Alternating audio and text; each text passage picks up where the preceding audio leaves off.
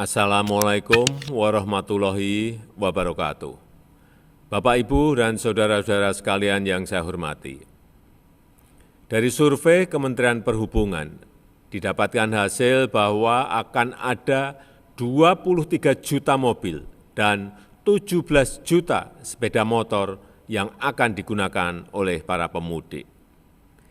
Ini adalah jumlah yang sangat besar dan diperkirakan akan terjadi kemacetan parah. Oleh karena itu, saya mengajak masyarakat untuk menghindari puncak arus mudik pada tanggal 28, 29, dan 30 April 2022. Dalam mengantisipasi itu, pemerintah telah menyiapkan rekayasa lalu lintas melalui aturan ganjil genap, pemberlakuan satu arah one way, dan larangan truk masuk jalan tol.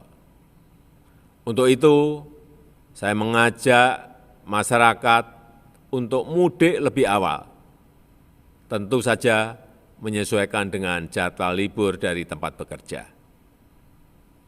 Itu saja yang ingin saya sampaikan.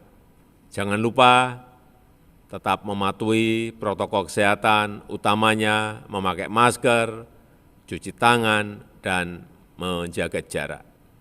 Terima kasih. Wassalamualaikum warahmatullahi wabarakatuh.